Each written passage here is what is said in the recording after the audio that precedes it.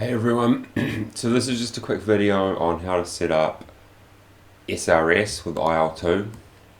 So first just Google il2 SRS. It'll take you to this result, which is from the forum. Jason Williams posted how to install it. So we just download SRS, we just install it. Now this bit tricks a lot of people up. So this is the main point of this video.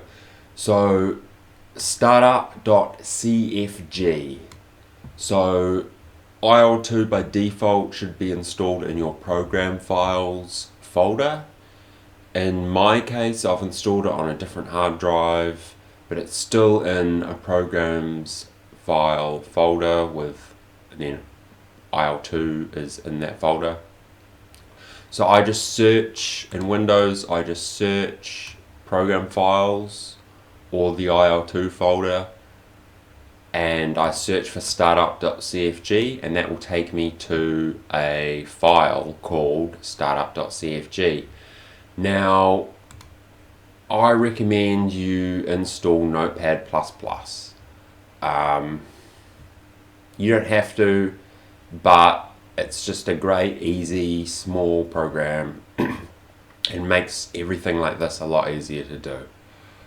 Okay, and the reason why I recommend it is because what happens in Notepad++ is it saves all these tabs that you have open. So once you open startup.cfg, if you want to open startup.cfg again, all you have to do is start the Notepad++ program, and you can have, I don't know, as many tabs as you want here saved, and then you can just click on the tab. You don't have to search for it again or anything like that. But okay, so regardless of if you use Notepad++ or not, Windows has its own little notepad thing that you can open the startup.cfg in. Open it up with, I think it's called Notepad in Windows by default. Now putting this thing in, which again trips people up, so we just scroll down, okay, and then we just paste it in. So I've put it in here, or somehow it's ended up there, but you can just put it in at the end. So as you can see here, I would just go and then enter, and then Control C, Control V, click save, and then done. Okay, but I've already got it here, so I don't need to put it in again. Okay, and yeah, well, that's the tricky bit done. So, and then when you get into then you can start up the SRS client, or you can already start it up beforehand without doing this, but we'll start this up now. So I think all the default settings are fine. Microphone automatic gain control is good, so your volume is constant with everyone else. I would recommend you leave that on, because otherwise you'll end up either being too quiet or too loud, which is frustrating for everyone else. Play connection sounds, that's just good so you can hear stuff. Show transmitter name, that's kind of handy to have. Radio TX and RX effects, put these on, because that means when you hit your microphone button or someone else hits their microphone button, there'll be it'll play a little sound, and then when they finish talking and turn their microphone off, or you do, it'll play another sound. So that's useful to have. Radio switch works as push to talk. I recommend you have this on because it saves on how many buttons you have to bind. Turn this other stuff off unless you want to sound like you have a really bad microphone. And then the last little trick I recommend is putting it so the first and second radio channel are coming out of the right hand side and the left hand side. It makes it easy to understand if you've got like multiple people talking to multiple channels. And then adding combat box, I think you have to add it manually, but there's the address, srs.combatbox.net:6002. so you just put that in. I just put it in there and click the plus. And then for controls, so because I enabled radio switch works as push to talk, I don't need to bind a push to talk button, right?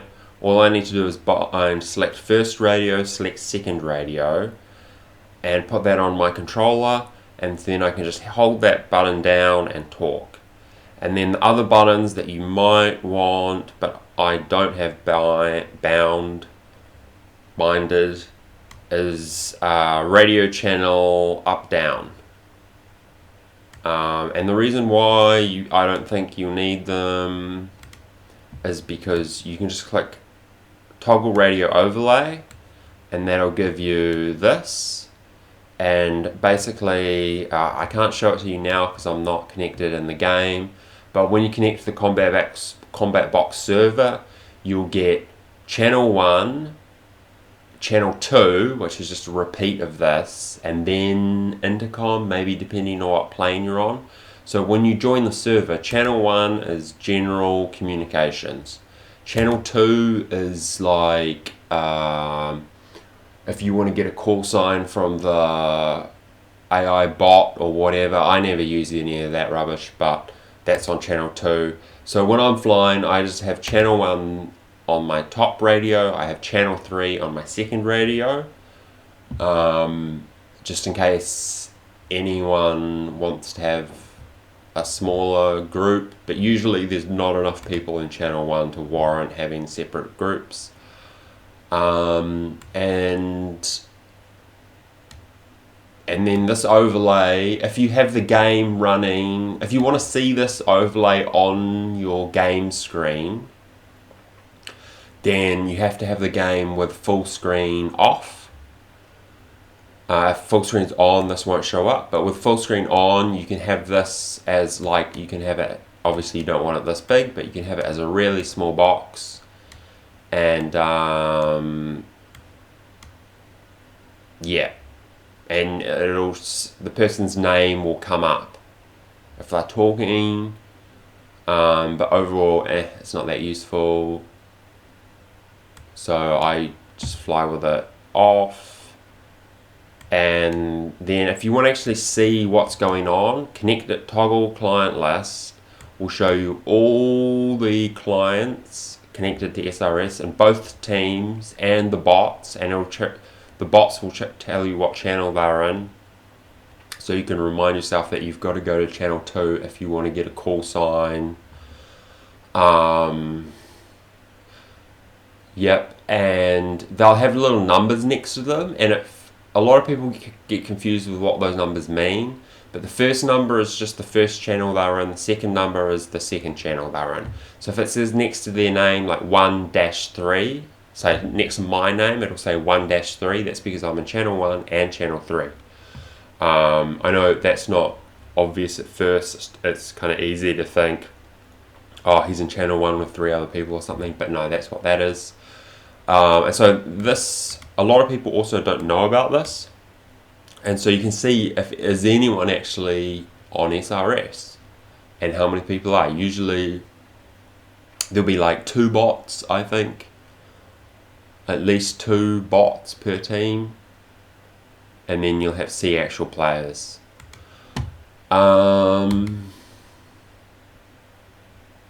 Yeah, so I mean this is the bit that seems to trip people up the most, but you just follow the instructions, copy and paste that into the end here. I'm not too sure how mine ended up in the middle here, to be honest, but anyway, doesn't matter. Cool, thanks for watching.